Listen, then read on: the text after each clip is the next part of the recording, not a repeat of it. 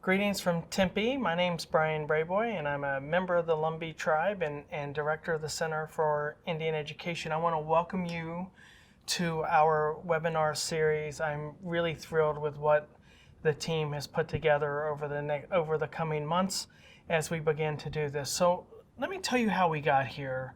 A few years ago, we started planning the 60th anniversary for our center.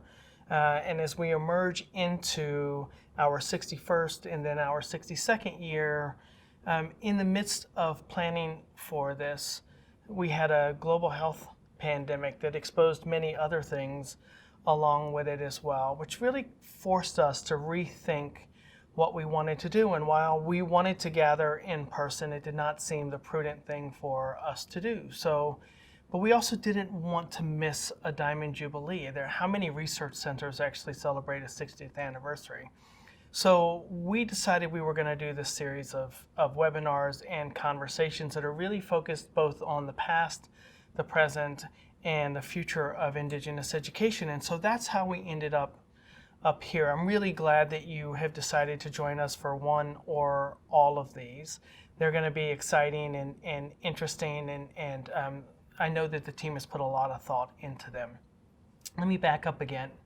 I am coming to you from Tempe, which sits on the ancestral homelands of the Acamel O'odham and Peepush peoples. There were certainly other communities, other tribal communities and peoples who utilized the space because of the verdant river that was really flowing through here, that flowed all the way to the Sea of Cortez. So we're coming to you from that and recognize that with this recognition, there's a certain level of responsibility that the institution has to those peoples. And in some ways, that's where the Center for Indian Education comes in. We were founded in 1959 at the time to really try to meet the educational, cultural, and social needs of tribal communities and children.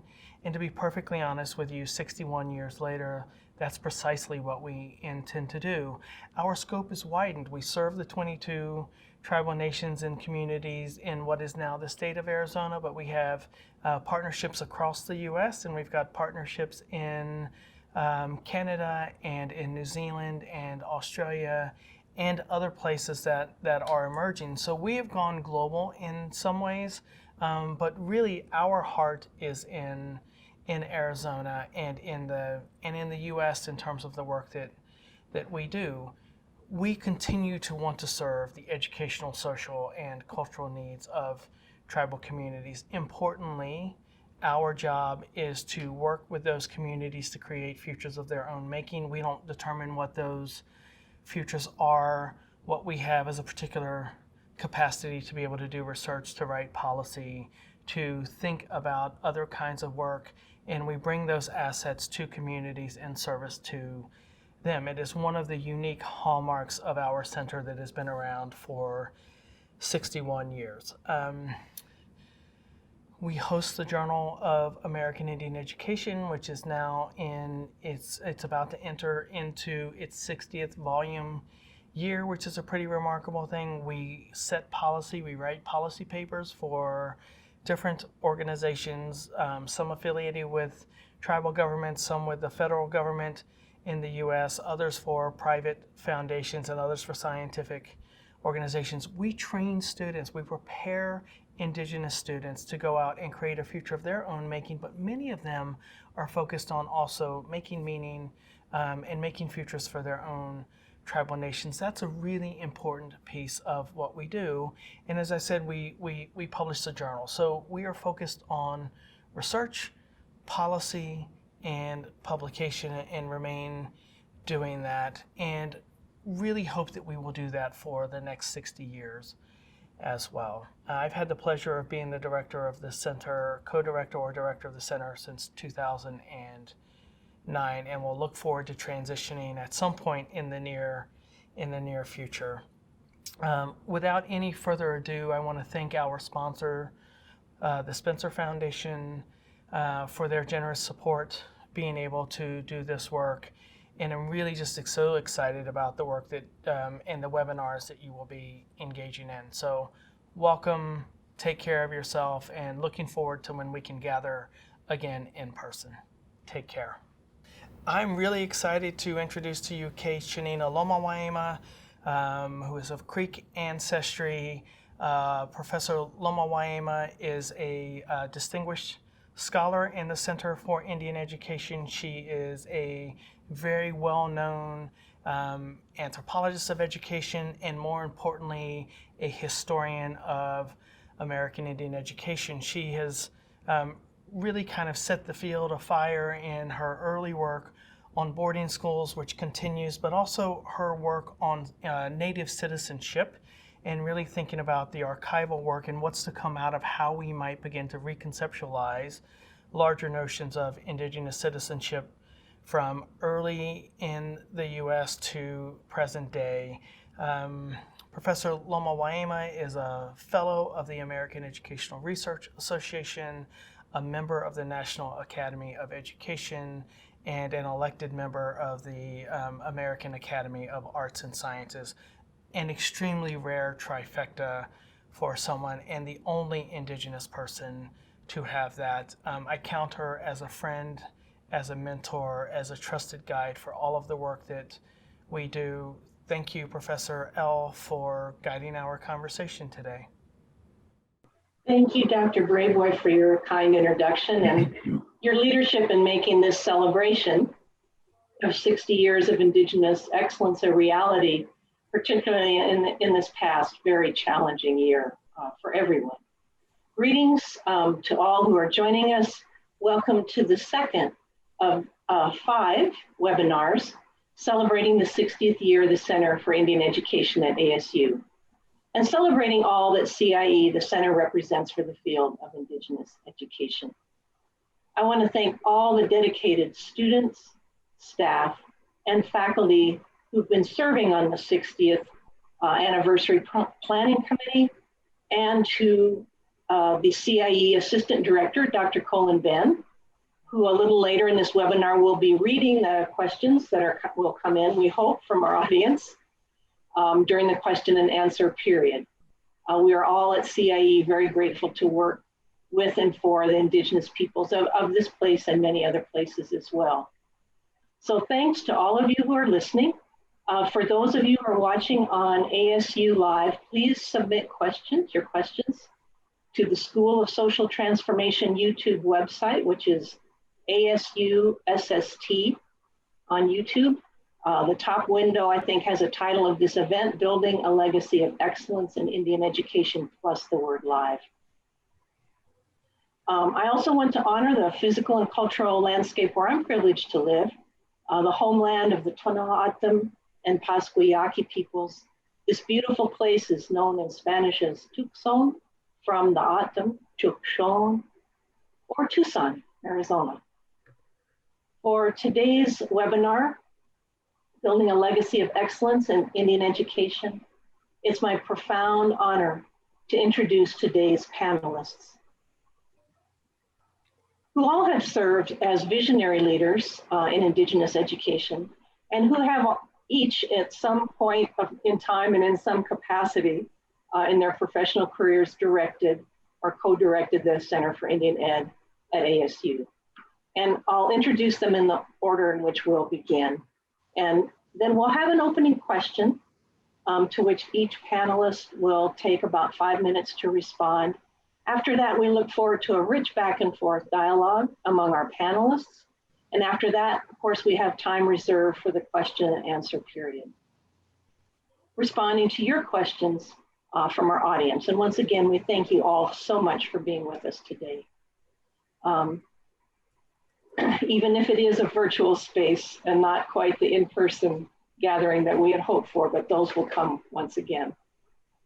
Our first panelist, Dr. Dennis Veery, is Emeritus Research Professor at Arizona State University.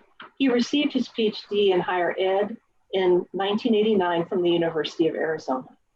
He's been a teacher and volunteer for the Peace Corps and has dedicated much of his life to working for Indigenous peoples and nations. Dr. Veery served as research associate with CIE from 1998 to 2010, and during that time as CIE's interim director from 2001 to 2004. When he came to CIE, Dr. Very brought 25 years of experience working with Arizona tribes, including the Hopi Tribe Education Department, Hope Villa Bakavi Community School, the Hopi Center for Human Services, the Pasquayaki Tribe of Arizona, as well as internships with the Tona'atam Nation Education Department. And Dr. Very continues to consult in areas of education, grants and contracts, and Indigenous issues. So please join me in welcoming Dr. Very. Our second panelist, Dr. David Bouillot, an enrolled member of the Minnesota Chippewa Tribe White Earth Reservation, is Emeritus Professor of Education Policy Studies at ASU, where he directed the Center CIE from 2004 to 2009. He was editor of the Journal of American Indian Education, or JAIE, and as Brian mentioned, the journal is still being published. In 2021, JAIE will publish volume number 60, a really remarkable achievement. And we encourage you to check it out, if not subscribe. Dr. Bouillot has held many important posts in Indian education, including Director of the Office of Indian Education in the U.S. Department of Education, Vice President of Sintigleshka College, Tribal College on the Rosebud Reservation in South Dakota, President of NIEA, the National Indian Education Association, and NIEA honored his achievements in 2019 with a Lifetime Achievement Award. He was a member of the Indian Nations at Risk Task Force and Commissioner of the Department of Human Rights for the state of Minnesota, as the first American Indian to be appointed by that state's governor to a commissioner's position in state government. Dr. Bouillot is currently the Ruth Myers Endowed Professor of American Indian Education at the University of Minnesota Duluth. And please join me in welcoming Dr. Bouillot. Our third esteemed panelist is Dr. Teresa L Mccarty, who is an educational anthropologist and applied linguist who has worked in the field of Indigenous education for more than 30 years. A leader in international Indigenous language policy, she's currently the G.F. Neller Chair in Education and Anthropology and Faculty in American Indian Studies at the University of California, Los Angeles. Also the A.W. Snell Professor of Education Policy Studies Emerita at ASU. A member of the National Academy of Education, a fellow of the American Educational Research Association, and a fellow of the International Center for Language Revitalization. She's a former editor of the American Educational Research Journal and current co-editor of JAIE. Dr. excuse me, very dry here. Dr. Mccarty is currently principal investigator on a national study of Indigenous language immersion schooling, funded by the Spencer Foundation. I had the honor to work with Terry as a colleague and friend at the University of Arizona and to co-author with her the 2006 book, To Remain an Indian. Please join me in welcoming Dr. Theresa Mccarty. Terry also moderated the first webinar in this series, and I'm going to borrow rather shamelessly from her introduction, just to illuminate the important stature of CIE. So Terry began in 1959, what is now known as Arizona, had been a US state for only 47 years, while more than 22 Native nations had occupied these lands since time immemorial. The US Supreme Court ruling in Brown v. Board of Education was 5 years old with not a trace of school desegregation on the horizon. A cascade of bills to terminate tribal sovereignty and seize yet more Indian land churned through Congress, and the federal government had launched a coercive Indian relocation campaign. In Terry's eloquent words, it was a time of entrenched racism and colonialism, but also a time to dream and act. Dr. Robert Russell Jr., his wife, Ruth Russell, Dene, and other Native leaders and grassroots tribal citizens established at ASU what would become the first center for Indian education, research, and teaching in the US. So Robert Russell and one of the center's first students, Dr. Peterson Zaw, who would go on to become the first Navajo Nation president, wrote this about the center's mission. Native communities in action for Native education, self-determination. And each center director has taken up this charge in complementary and distinctive ways. I want to mention one of CIE's recent initiatives is an entirely online master's degree program in Indigenous education. The 30-credit MA provides students with advanced training in research theory and practice related to Indigenous education, or as broadly defined, as well as to the process of schooling, which is not everything about education. The primary audiences for this degree are those working in Indian education for tribal nations with ed programs, and those interested in the topic. The MA program has already enrolled several impressive cohorts, and we encourage everyone who's interested to take a look. Under the ASU website, just go to the School of Social Transformation degree programs, and you'll find the CIE MA. I'll begin by asking each of the panelists to take about 5 minutes to address our first question. We're going to start with Dr. Veery, proceed to Dr. Bouillot, and then conclude with Dr. Mccarty. So here's the first question.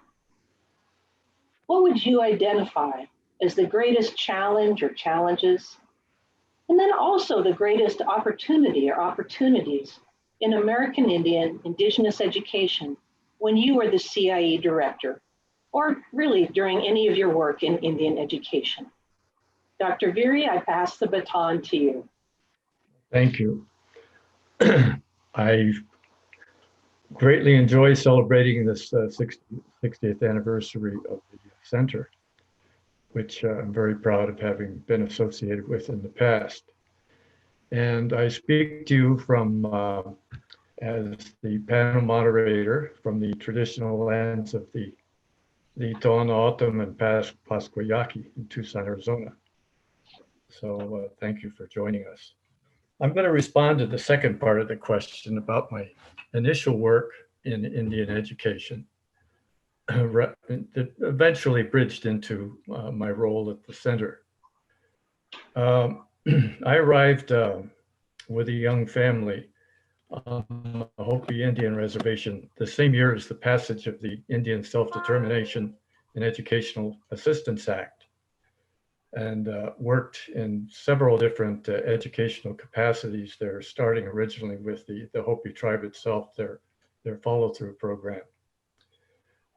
But given the nature of the 638 program that had just been passed, the Hopis were interested in creating more value of the programs and services by operating those programs themselves. And it was a great challenge to deal with the new law. They started out with simpler programs to govern themselves, such as the police force and so on.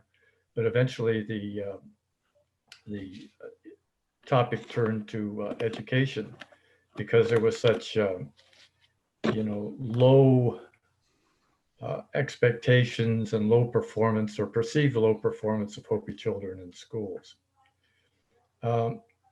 So my skills particularly were in the writing and communications area. So a lot of my role with both the Hopi Center for Human Services, the tribe, and eventually the Haut-Philibakawi Community School was to translate that 638 effort into actually community-based programs. And the big challenge in dealing with the BIA at that time was 638 was new to them, and they were used to controlling all these different programs on reservations and so on, not only Hopi, but other places. And the early efforts to start the contracting process was sort of like, they would sort of treat it like, well, you want our left arm. They want, you were asking them to cut off some area of great influence that they had and offered over to community control. And they didn't react very well to that in the beginning, and nor the rest of the time that I was there. But we did eventually overcome those processes. It was a very bureaucratic process to deal with 638. But happily, eventually we did manage the Hauteville-Abacaville Community School contracting. It also took quite a bit of convincing of the local Hopi community at Hauteville and Abacaville that was worthwhile doing, because they were so used to being governed educationally by the Bureau, that it was hard to accept the idea that eventually they could form their own school board and run the school themselves. Fortunately, I worked with a great mentor, Vernon Messiaspa, who was principal of the school at that time. He was a BIA principal, and eventually became Hopi tribal chairman some years later, back in the 80s. But he was a great mentor to me, and I learned significant lessons, I think, beginning with his discussion of how, Hopi education could be combined with what perceived as the white man's education into a total preparation for operating in society, in American society. Because in the Hopi view, a lot of education occurred in the home, the traditional education, language and culture related, and that the education at the school was an additional separate kind of thing that you went through in order to learn how to get along in society. And the idea of the community school was to blend the two. And I believe we were able to accomplish that with some significant degree of hesitancy on the part of the Bureau of Indian Affairs.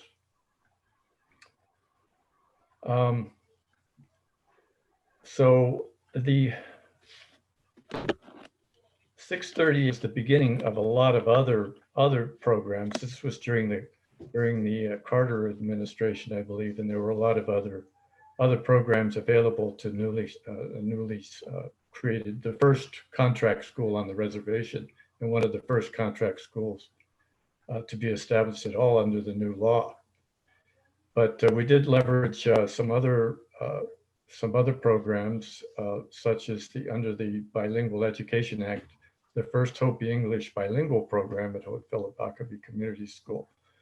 So the contracting leveraged we also developed ethnic heritage studies programs, community education, which was a concept out of the University of Michigan at that time, which fit very well with the Hauteville complex of programs that we were putting together.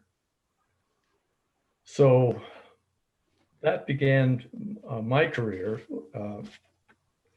and under the mentorship, and I think it's worthwhile mentioning a story about what Vernon Messiaspa used to tell me about when during World War II, an idea that really supported the idea of community control. During World War II, the teachers and administrators on the reservation were all called off to serve in the war. And that left the communities on the Hopi reservation to devise their own ways of conducting school education. So that they hired people from the community, people who did farming, people who did other traditional things, and they ran the schools on the Hopi reservation for about 4 years during the war. And Vernon, my mentor, that was his experience, his early experience with education, that it was community-based, community control, and they all learned the skills that they needed to get along with the absence of the regular BIA teachers to adequately move on to other forms of education, higher education, and other leadership opportunities within the tribe. And a lot of the tribal leaders at that time had gone through that kind of local education because of World War II. But it was also the underpinning for the idea that the community could control education, could administer education, and educate children in the things that were important to the community. Thank you, Dennis. That's a wonderful introduction to that really critical point in time. I particularly appreciate it because my Hopi mother-in-law was one of those that was hired as a teacher at that time. We're going to proceed now to Dr. Bouillot. Dr. Bouillot will pass the baton to you. Challenges and opportunities. I will focus on the challenges. At the time I became director of the center, I was actually sort of recruited to the center because of the work that I had been doing over a period of time, focused on on a grant that Bill Demerett and I have been working on, and the efforts I had also done with the executive order on American Indian and Alaska Native education. There was a period of time, I suppose, from 1979 until I entered the center in 2004, where we had sort of a continuous development and sort of creating opportunity to push the policy agenda forward, particularly since the election of Ronald Reagan, which sort of put Native education on the defensive from all the efforts we had been doing that eventually created the statutes that were passed in the 1970s, from the Indian Education Act, the Indian Self-Determination Educational Assistance Act, the Indian Tribal Colleges and Assistance Act, and I also include the Indian Child Welfare Act as well, although it's not a school-related statute. It focused on families and children and issues of preserving traditional culture and social society for Indian communities. So I thought those four statutes were very important, but we were immediately put on the defensive. And we've seen that continue out with some bright spots in the middle until our last president, who just left. And so we now have a new opportunity to sort of do things again. But at any rate, we had a continuous movement at that time. The opportunities that were sort of happening and the challenges we had to do with sort of maintaining momentum in our Indian education movement. And one of the biggest challenges had to do with the passage of Nclb, the No Child Left Behind statute. And so maintaining that momentum became really important. And a lot of our efforts have been focused on that. And so I entered the center with that in mind, and I had just become president of NIA when I arrived. I had been elected a year before and then president. And so a lot of the efforts I had in the center, Dennis was already working on grants that were made available by the executive order. Dr. Mccarty as well had worked on a research opportunity that was provided because of the executive order research agenda, and others were as well. And it was sort of an amazing period of time. We had a concerted community behind Indian education policy, are all sort of facing in the same direction. And so I began to continue to focus on the issues of momentum and Nclb. One of the things that we did as a response to that was to immediately do a series of hearings in Indian country on what were the opinions of Native people, including Native Hawaiians, Alaska Natives, and American Indians, on what they thought about the statute. The department was holding hearings all over the country and sort of only inviting people to testify without letting Indian people who were involved in the work to do so. And so I immediately thought we needed to get out there and get our community together to say what they thought. And we had a really wonderful response to that, out of which we developed reauthorization proposals that we were ultimately never able to youth. uh, so NCLB ultimately did have a significant impact. A whole generation of Indian students were educated under the principles of that statute, and to a poorer result than existed beforehand. And so that was one of the major features of what we did. And so just continued to do that. We've had some publications. One I will note is a volume that Dr. Mccarty edited for the journal and focused on American Indian, Alaska Native, and Native Hawaiian education in the era of standardization and NCLB, as we focused on that.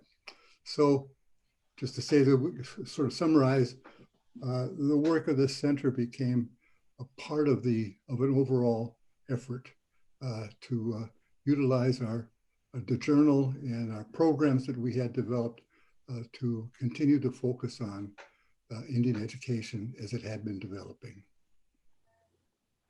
Thank you so much, Dr. Bouillon. And Dr. Mccarty, invite your comments and thoughts on this question of challenges and opportunities. Okay, thank you. Well, greetings, everyone, and thank you for coming. Those in the audience, thank you, Janina, and many thanks to Dr. Brayboy and the Center for inviting me to join this distinguished panel. I want to honor the place I'm speaking from. Just beyond my window are the today very misty mountains and canyons and waterways that comprise the Gabrielino Tongva homelands. I'm honored to work for and with the Indigenous peoples of this beautiful place. And I've prepared a few notes here just so I can stay on topic and hopefully on time. But prior to coming here, I had the privilege of working with several CIE directors as a student with John Tippecanoe, Karen Swisher Como, John Redhorse, and the late Robert Russell, the founder of the center, who had returned as a visiting faculty member. And then years later, as Dr. Bolio said, as his colleague, Dennis's colleague, and then Brian's colleague. And when David left in 2009, Brian and I were asked to assume the directorship. And I'll just say that it took two of us to fill all those shoes. So challenges and opportunities. I'll pick up a little bit where David just left off. In 2009, we were in the thick of No Child Left Behind, and we were also in the first year of the Obama presidency. And he had just appointed Arne Duncan, the former head of public schools in Obama's home city of Chicago, as Secretary of Education. And he would hold that position until 2015, the year that NCLB was reauthorized as the Every Student Succeeds Act, or ESSA, which we are now under. So the biggest challenges under NCLB were its high stakes, anti-bilingual, skill and drill, English only reading provisions. This law, incidentally, was initially hailed by civil rights advocates and leading education scholars as providing, finally, the federal government got it and was going to provide equal access to high quality education for all children, regardless of race, income, language, or geography. But as we know, and as Dr. Bolio just said, NCLB was what has been, and very, very soon was widely recognized as the most problematic education reform in the past century, especially for communities of color, especially for Native peoples. Well, this is in large part because the law relied on a single measure, English standardized test, to assess student achievement with draconian penalties, school takeover or closure for low performance, with no regard to school funding inequities, other inequities and injustices, including students' primary language. The law also expunged the word bilingual from federal policy. The former Bilingual Education Act became the English Language Acquisition, Language Enhancement, and Academic Achievement Act, mouthful, but nomenclature that remains today. And it required that schools deemed in need of improvement, which with virtually all schools serving low-income students of color, to implement scripted English reading instruction devoid of academic content. I recall one veteran teacher at a tribal school telling me it's not real reading, it's not real teaching. So all of this, as David and his colleagues pointed out in a very important 2005 NIEA report, eliminated proven bilingual education programs and challenged Indigenous self-determination and sovereignty. Meanwhile, as Brian Brayboy and Margaret Maka note in a 2005 special issue of the Journal of American Indian Ed, for the 13 years corresponding with NCLB, the so-called achievement gap, they say, widened in every area. So I spent much of the NCLB years challenging it with research and testimony, showing its pernicious effects and also documenting the superiority of what I call strong and long Indigenous language and culture programs.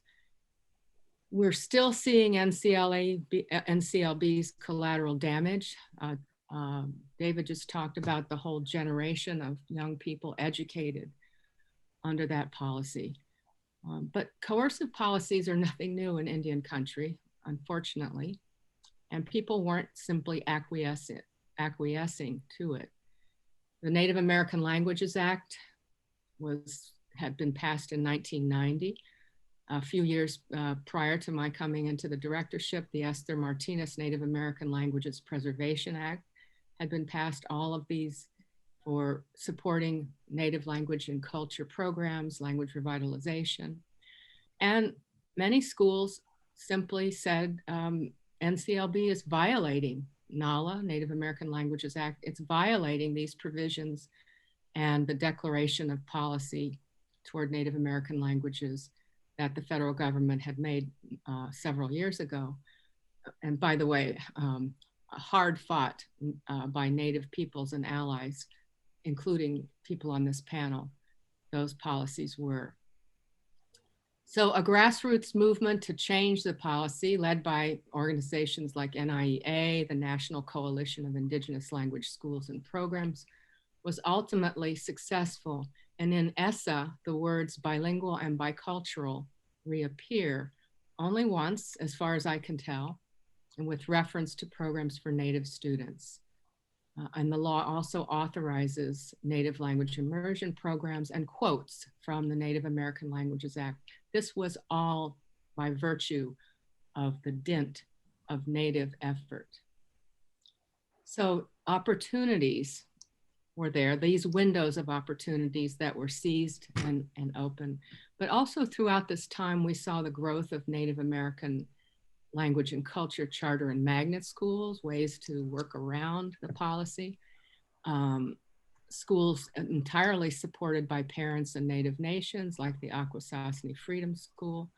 Projects for, such as those for Ojibwe, Diné, Wampanoag, Miami, that were and are rematriating ancestral mother tongues, some of which had no first language speakers for generations. So all of this was and is part of a movement for linguistic, cultural, and education sovereignty that I believe we are still writing very forcefully. And our late colleague at University of Arizona, Richard Reese, called this voice, people realizing their own power to transform policy and practice on behalf of Native nations and communities. Thank you, Terry. Thank you to all the panelists for this, very moving and articulate introduction to some of the streams and the threads that we see continuing throughout Indian education in the past century. Certainly the ongoing contest with the authoritarian control of federal agencies, the impacts that federal policies and practices can have, but also the fact that they don't, in fact, control all, and that Native people have taken important steps as advocates, creative, resilient, innovative responses and actions of their own to further their agendas in teaching their own children and maintaining their strength of their communities. So I'd like to make a little transition at this point. Certainly the center began its work at a very kind of key historical moment. Dr. Beaulieu had mentioned the change earlier changes of administration, Presidents Reagan, Presidents Obama, there's been significant impacts on Indian ed. And here we are, 2 days into a brand new presidential administration, potentially another historical policy transition, but potentially also another important transition for that innovative, creative work coming from the well springs of the strength of Native communities. So I would like to encourage the panelists to engage in a dialogue with one another, looking forward from this particular moment in time where we find ourselves.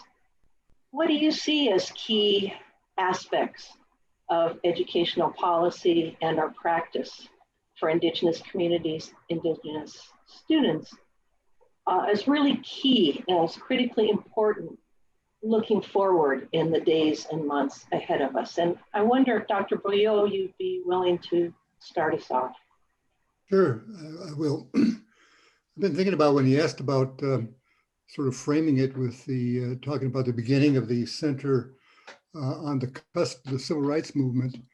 I'm sort of reminded that it was civil rights lobby that was behind the Nclb, and so that there is a need to sort of articulate what the civil rights legislation and enforcement and movement means to the education of Indian people, to allow for a less assimilative approach to education that has some oomph to it, that has some meaning to it, that allows tribes and tribal communities to have the right to be Indian, in a sense, when it comes to education. And if you look at early on in terms of the impact of civil rights in terms of Brown v. versus Board of Ed, at the beginnings, it was a competitive thing. Most tribes and most Indian people thought it's not for us. It's just for African Americans. And it was a big issue in Minnesota and in the Twin Cities.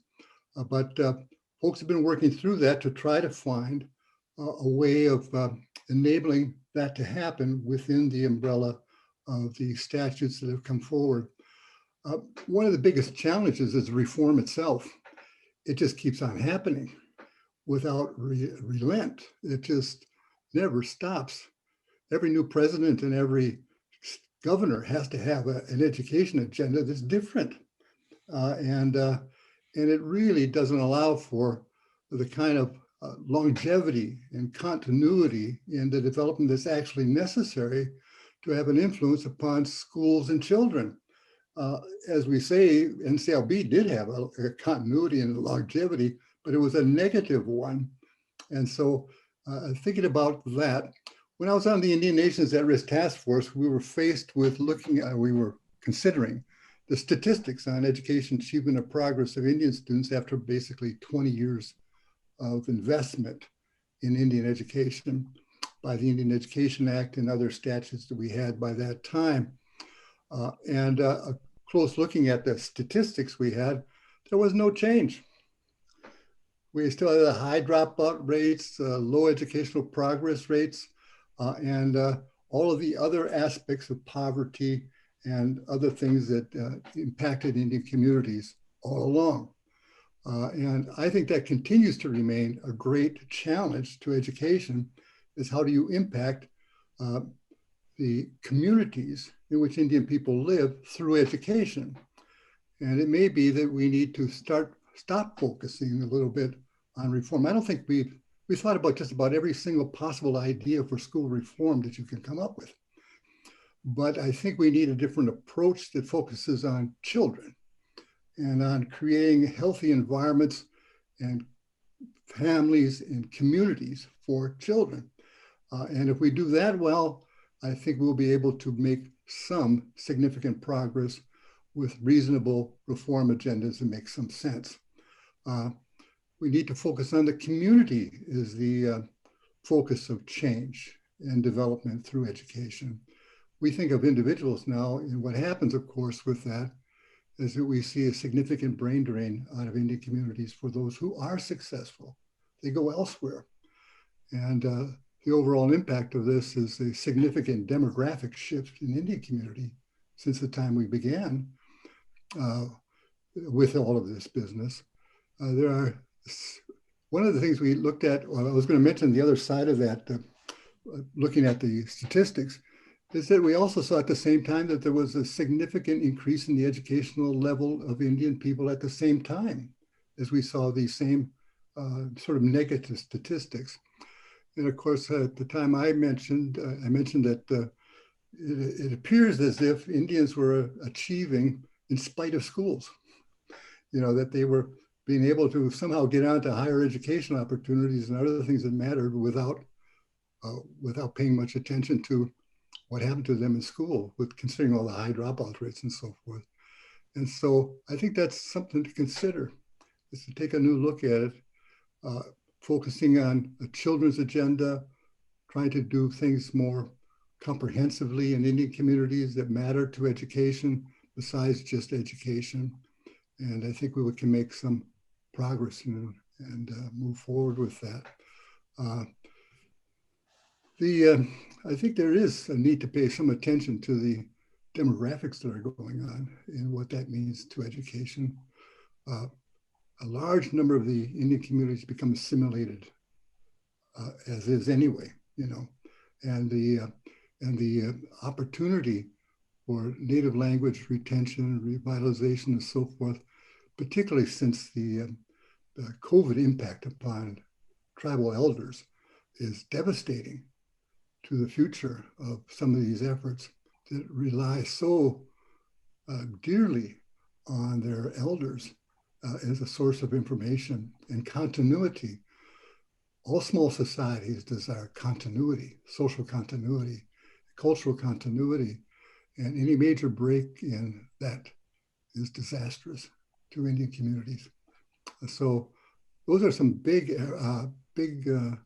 issues, I think, and we need some good thinking on it, good thought, policy thought. There have been some in the past, comprehensive reform, looking at the sort of developing communities adjacent to education. Rough Rock Demonstration School, after all, was a demonstration in community development and as a research project. And so how do you consider the development of a community through education? And of course, the examples of how to do that were at Rough Rock all along. And so thinking about what that means to modern Indian communities now, I think is vital. I mean, you keep on running up this same hill, and all of a sudden you find that you're at the bottom of the hill, and so we need to change that somehow so that community actually is enhanced and developed through our efforts, rather than causing people to simply leave and look for jobs elsewhere. The diaspora of Native people is huge. You can win a tribal election nowadays by one vote, and it's called a landslide, and there are so few voters that are actually active in that arena anymore. I do routinely, all the time, vote on every election, but the numbers of people we have 20,000 members at White Earth, and the number of people is a pittance in terms of the total enrollment we have. So I think it's an issue. And we have, I'll make one last comment.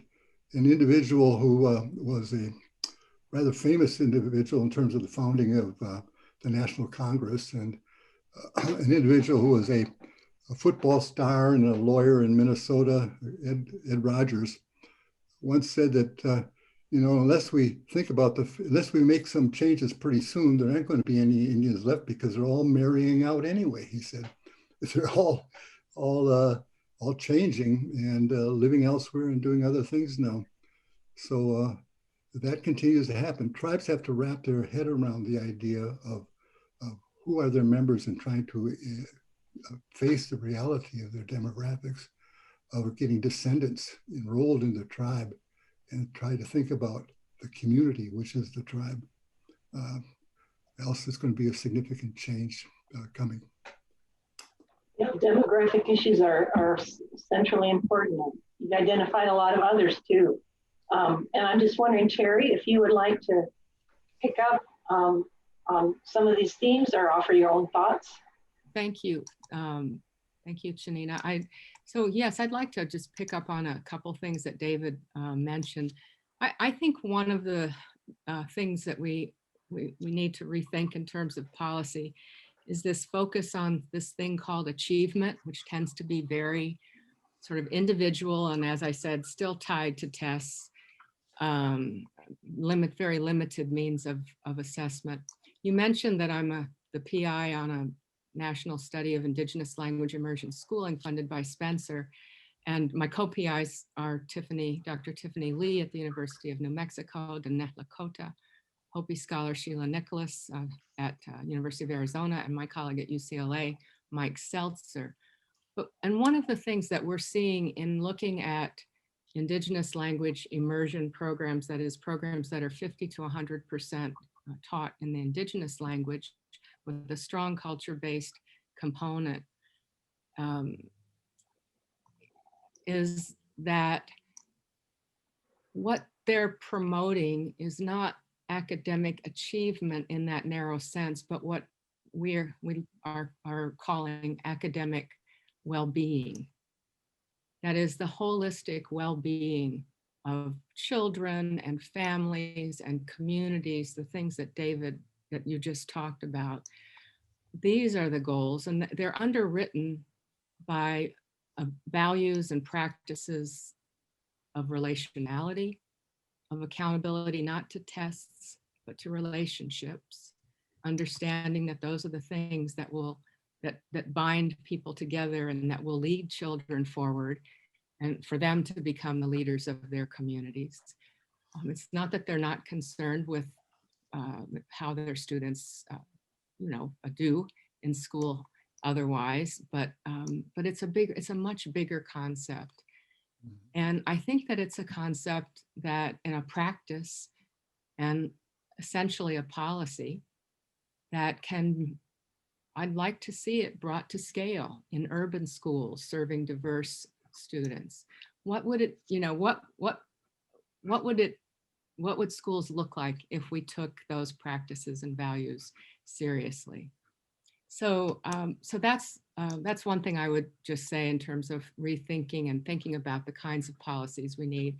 I think we have to be constantly vigilant about the focus, the emphasis on tests and testing, state standards based on those kinds of things, Common Core, whose Common Core are we talking about, all of those things.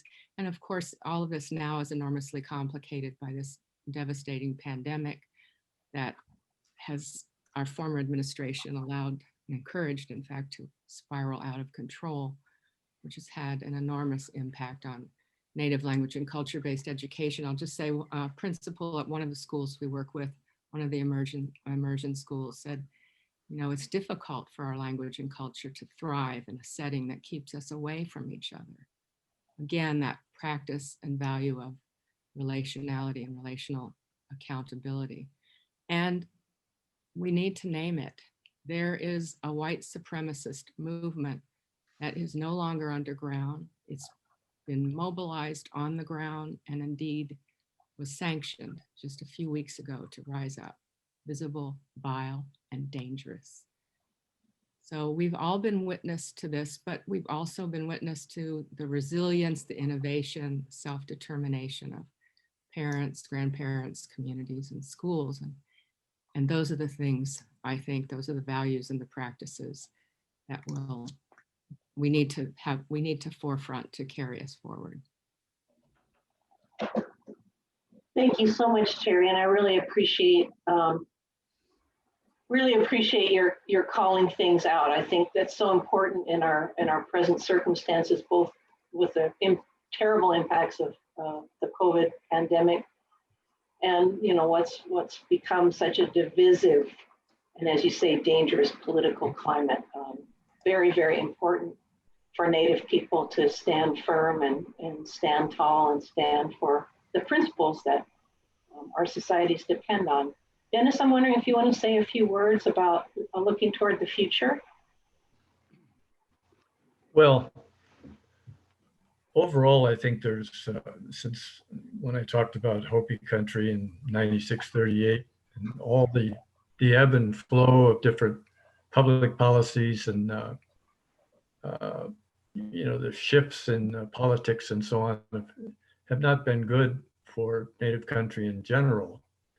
I think the original thinking behind 638 and some of the other more enlightened, like the Native Languages Act and so on, were meant to build some greater resilience within the Native communities themselves. And as I hear Native communities respond to the different policy things that come along, a lot of times they resent the fact that nobody's really listening to what we really need. They're giving us what we think we need, what they think we need, but it's not what we need. And I think the bottom line for Native communities is they want to survive, they want to preserve a culture, a common language, a heritage, and a lot of these other things, these policy things that come along, tend to cause a drift, in the education that affects them. I'm thinking when I started at the center, and you mentioned the devastating effects of Nclb, which was meant to be a thing to sort of level the playing field for everyone, turned out to be, very, very devastating. The time that I started it at the center, that was Nclb had just come into form, and there was already an initial reaction to it.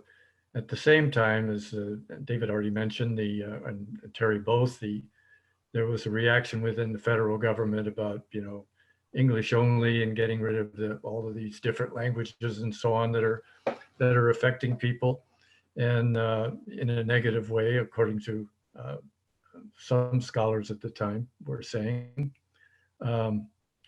In Arizona, with our multiple groups of tribes, our multiple tribes, many of whom had active bilingual education programs. Proposition, 207, came along, English only for the state, only for the schools. And I remember when the powers to be, the State Department of Education, were being asked, well, what about us? We have we want to preserve our languages. We've got bilingual education programs going. Oh, it's not meant to affect the tribes. That was what we were hearing. You can keep doing what you're doing. But beneath all that, when it came to accountability time, you're still going to be accountable to Nclb and the other things of the testing. So the underlying message was, if you really want to preserve your language, there's going to be a cost for that. There wasn't the concept that the two could be integrated. So these had very negative effects. I remember, like in Peach Springs, they just said, well, the writing's on the wall. They had a very active bilingual program, and it was dismantled forthwith, and went back to the kind of the underlying values of Nclb. We're going to test and measure learning as the dominant society says that we need to do it. So anyway, that's what I remember dealing with when I first came into the center. All of these things that were undermining what tribes were being encouraged to do in terms of controlling their own education systems and so on.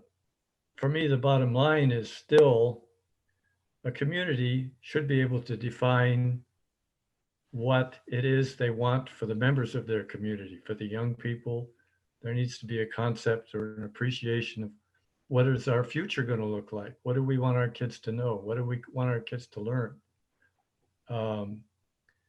And at times we tell them, fine, the ESSA, that replaced Nclb sort of does that, recognizes language and culture, but it doesn't doesn't provide the infrastructure that's needed to do that. You know, this tribal grant schools, a lot of them are falling apart. They're underfunded. They're in remote locations without resources and so on. So even though they're told they can do this, it's physically impossible. And now and hampered even more by the coronavirus and so on, which really undermines a lot of that was the planning and work that was going on. But I think, you know, in the long run, what's important is that communities be allowed, and tribal governments, tribal education departments be given the leadership of their own education programs and help define what it is they want from the mainstream society to help them get to where they need to go and where they want their young people to go.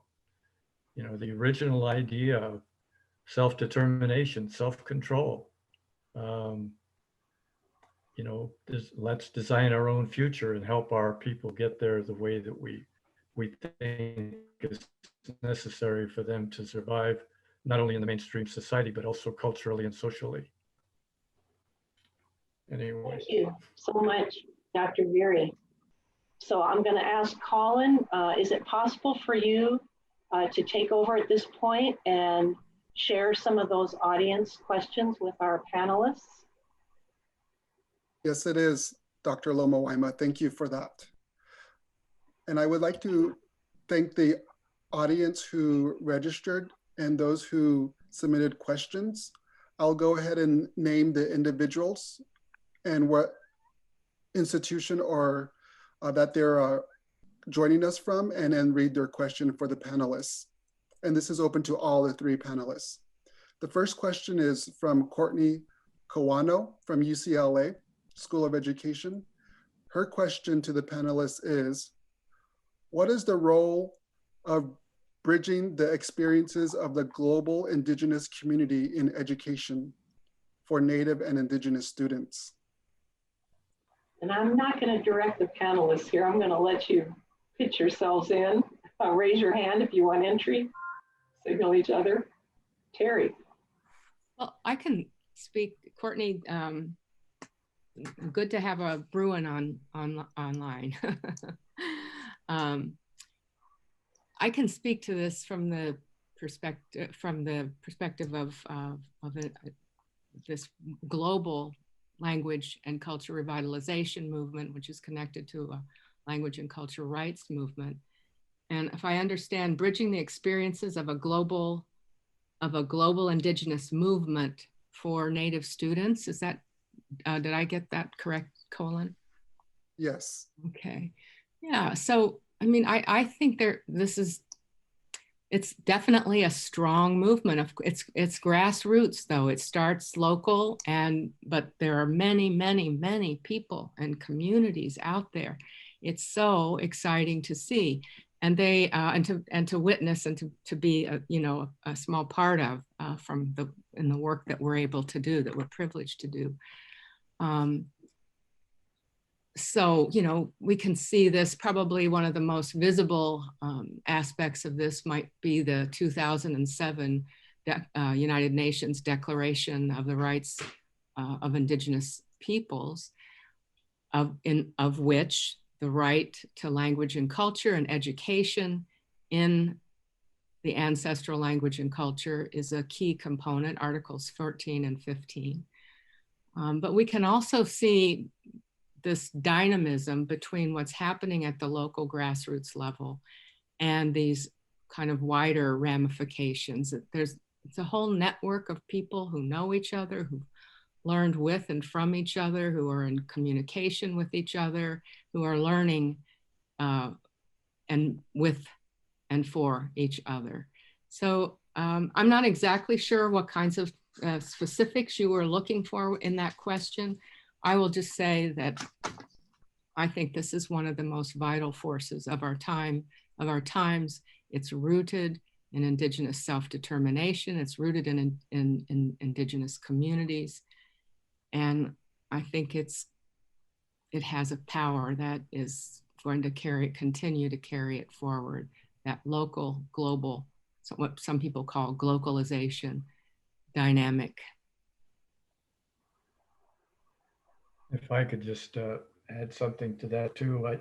The center, when I was there, we were involved in initiating some projects involving internationally with Indigenous people. One of them was a teacher training program with Indigenous teachers from various parts of Mexico who came over a year-long training program through the ASU Center for Indian Education. We've also been very involved over the years, and I think still, with the World Indigenous Peoples World Indigenous Conference, Indigenous Peoples Conference in Education, get that out there, which allowed a lot of discussion, a lot of discourse among various groups that I think eventually created a kind of a group of international scholars, some scholars Indigenous scholars from their own communities, going to communities in other parts of the world and doing studies, comparing their own experiences with the experiences of other peoples. I think like the Linda Smith and her husband from a Maori country, for instance, have been very engaged in looking at other aspects of education beyond New Zealand, such as Australia and other parts of the US. And there's a growing number of indigenously based scholars, probably more so than what I remember now. But I can think of one that recently went from University of Arizona to study in, and maybe you know who I'm talking about, is doing work in New Zealand now. She's from up in the north part of the country here. Oh, Dr. Desi Rodriguez Lone Bear? Exactly. Uh-huh. Exactly. On our faculty. Doing fantastic work, and I've talked to her at length about her own background experience and how she got involved. And I think there's a growing number of Indigenous scholars who are embracing that, and I think it's a really healthy thing. It helps bring the whole world of the common concern of language and culture and preservation and functionality all together very well. And it should be encouraged, especially in that research areas which is producing so much information. Anyway, okay. Thank you. Colin, you have some more questions? I believe Dr. Bolio wanted to respond to that question. Sorry. I just had one additional point. One of the things that I got involved with because of Bill Demeritt was the Circumpolar Conference of Education Ministers in the far north. These were all of the countries that were bordered the Arctic Circle, and almost all the educational concerns and issues were Indigenous, just because of the populations and demography of the Arctic, which now, of course, is undergoing significant challenges to tribal cultures and Indigenous people in the far north. It's interesting the extent to which those collaborations matter and how much we learn from it, and they as well. And to continue that kind of effort, I think helps us all, in fact, sustains us in terms of what they are doing, the challenges they're facing, and how we work together. This work used to always be very much a solitary, isolated kind of an effort.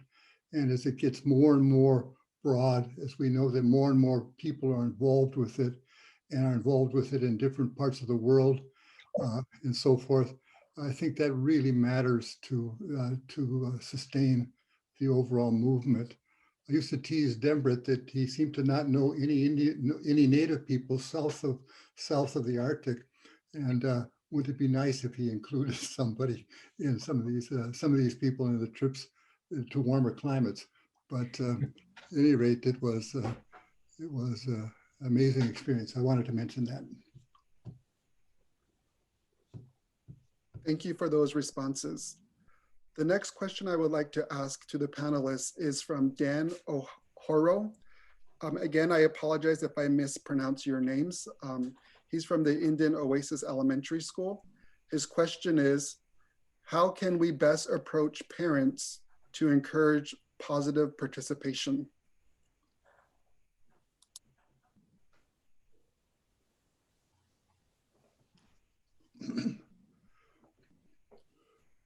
One of the things that I considered or consider is that participation isn't always a bureaucratic one or a participation on a committee and that type of thing.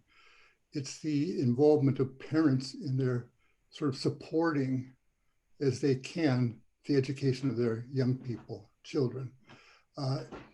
If you have a disposition and you encourage their education and do that type of work, which a lot of parents, of course, do, it matters a great deal to it. And I think it matters an awful lot to Indian children to know of that kind of support within the family and to show it, to show up as well. And we used to think of participation being Indian parent committees and that type of thing, which is valuable. But I think it matters at another level that we have a tradition of support and so forth that sustains achievement and participation and a sense of well-being, that going to school is good. Just add one little quick thing here. It's I guess I'm being quick because of our time, but I think it's very important. So to me, this is where accountability to relationships comes in. And I like to think of parent and school co-engagement. And when schools and educators are accountable to the relationships that they have with families and with their children's families and their communities, that creates a firmament for parents to have, for communication, for dialogue, for relationship building. And it seems to me that relationship building and accountability to relationships is really at the heart of these questions. Thank you both. Dennis, did you want to pitch in on this question? Or? Well, the first thing that jumps to mind, being Indian Oasis is out at Dawn Autumn, is the important role of elders in the family structure that's not very well accommodated in the education system, and I think that's an important relationship, like what Terry's talking about, the relationships of elders who had the traditional role of educating children, of their grandchildren and children, through stories and other cultural activities that reinforce that role. And I would suggest that that be considered in the development of curriculum and how the school day is operated out there. Thank you for your responses. The next question is from Tammy Blue Wolf Kennedy, and she's from Syracuse University. Her question is about, where is our Indian education data and how do we overcome being statistically insignificant?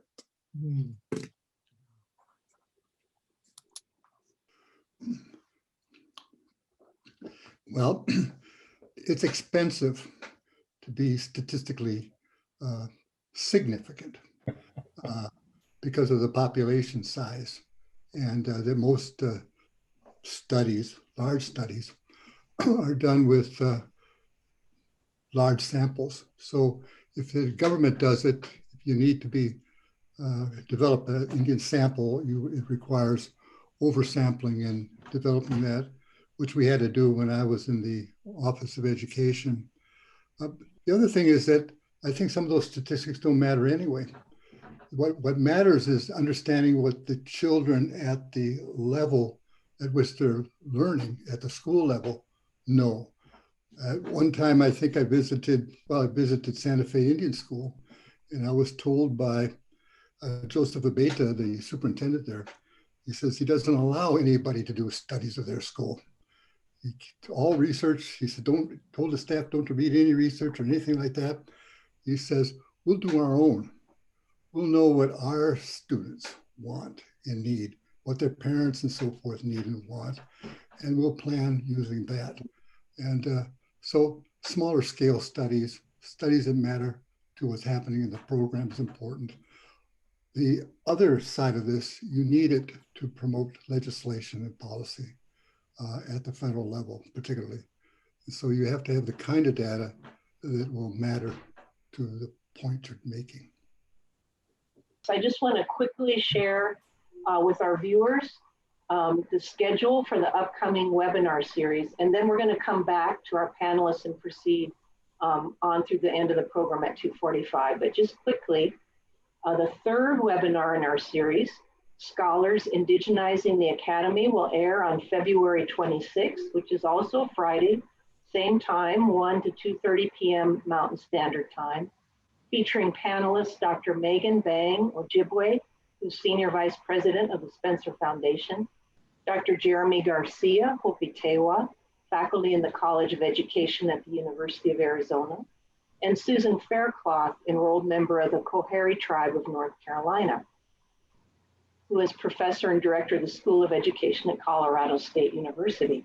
That webinar number 3 will be moderated by Dr. Brayboy, current director of CIE. Of course, there's 2 following seminars, number 3 on February 26th, number 4 on March 26th, and the 5th and final webinar on April 23rd. And the center is asking you, if you are interested in those future webinars, even if you registered for 1 or 2, please re-register for the upcoming future webinars. So we have about 10, 12 minutes, and I think at this point, we'll return to those prepared questions for our panelists. And one kind of picks up on this theme of looking to the future and the importance of the change of administrations, although that's not the only important, certainly not the only important aspect or influence on Indian education and Indian schooling, but we're all intrigued by the possibility at this point, the potential of having a Native person, Representative Holland, be appointed as Secretary of the Department of Interior. If that were to occur, it'd certainly be kind of a life-changing moment in federal Indian policy and practice. And I'd like to ask our panelists, should that potential come true, what do you think that might mean for the future of Indian education?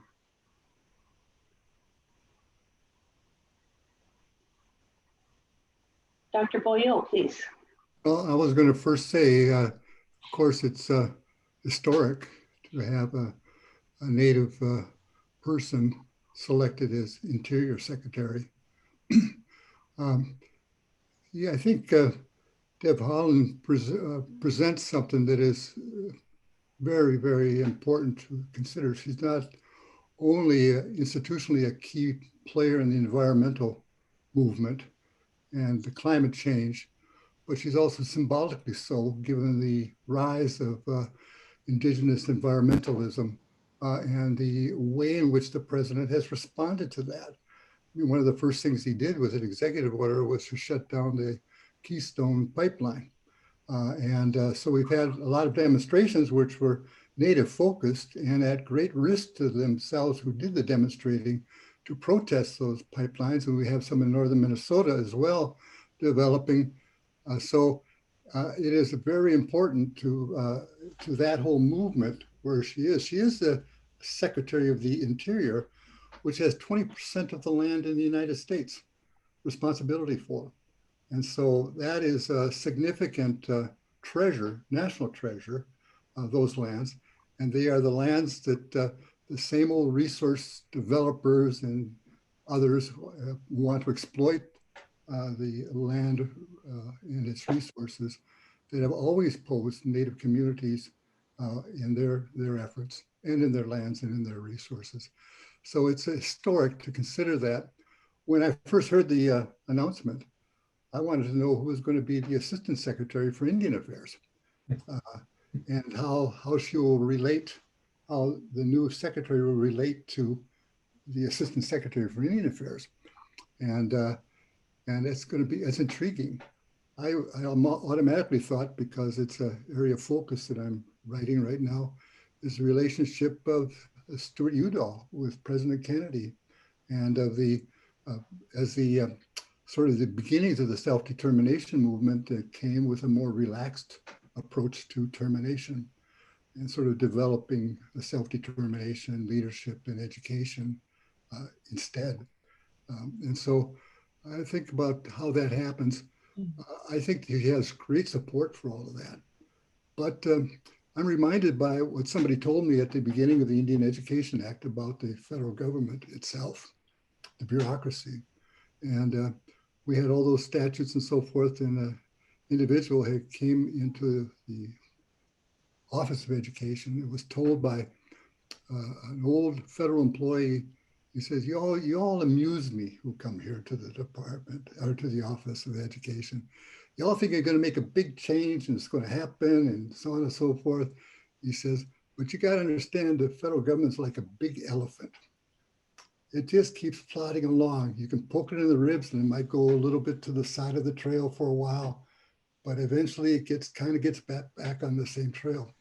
In other words, you got to keep poking it in the ribs and keep it moving. And it's an effort of vigilance to create change within the federal bureaucracy. And a 4-year period of time is very short, with all the vested interest in the Department of Interior. So we wish her luck. I should also note that she has experience, of course. She's a congresswoman from the 2nd District. And so she has a good knowledge of the legislature and friends there as well. And I think she will do well at that. Thank you, Terry. Well, I think this is, I think her appointment would be a paradigm shift for sure. She describes herself as a 35th generation New Mexican, and she understands, I think, very well the geographies and the genealogies of land, people, and place. So I could see a tangible movement away from land and resource extraction to repatriation, rematriation, and remediation in the sense of a mediative or collaborative relationship with tribes, a much more collaborative relationship with tribes, Native peoples in the federal government. But the interesting thing to me about the Department of the Interior, and then David, you know this much more closely, of course, than I do, but is this intertwined role of land, tribal government, and education. So in terms of land management, many activists have characterized the DOI as the DOI policy as a sacrifice zone for Native lands and Native communities. And I think the same metaphor could be applied to education.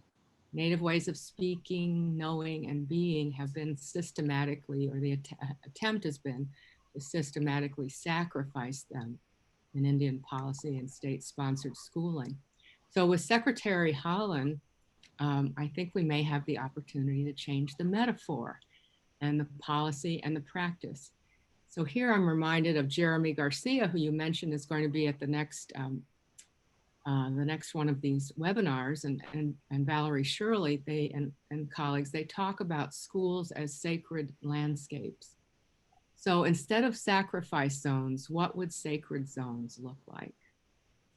And Shanina, you won't be surprised that this leads me back to your notion of zones of sovereignty that are also akin to these, what Garcia et al. Call sacred landscapes. You talk about zones of sovereignty as staking out and protecting, nurturing indigeneity and self-determination. So to return to Deb Haaland, I think her role is going to be crucially important, but of course it's not going to fall on a single individual. David, you mentioned vigilance, and so I think we have to be vigilant, and see this as part of a collective movement away from sacrifice zones and towards sacred education sovereignty zones. That's where I think our work lies, and I think that's very exciting.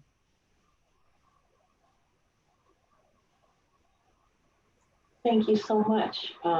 Dennis, did you have something or? Yeah, Yeah. I think it,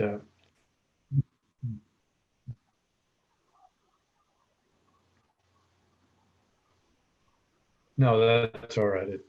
I'm just watching the time here, running out of time.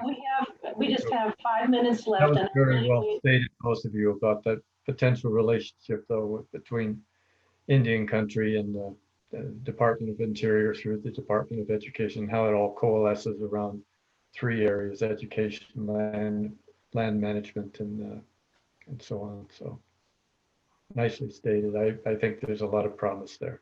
So. Yeah, if we think of all the native stakes held in lands held by BLM, Department of Forest Service, Park Service, it goes way beyond. Indian Affairs actually permeates just about every aspect of DOI, although it has not always been welcomed there. So it's intriguing and hopeful. In our last few minutes, I would like to put this last question on the table for our panelists, which has to do with, the schooling of Indian children does not only happen, of course, on reservations or in tribally controlled schools. We have many, many, many K through 12 public schools on and off reservation, as well as tribal grant schools. What suggestions or ideas would you have for this big collaborative, hopefully collaborative landscape? Federal bureaucracies, state bureaucracies, local school boards, Native nations, to better serve our Indigenous students who are found, across the spectrum of these different schools.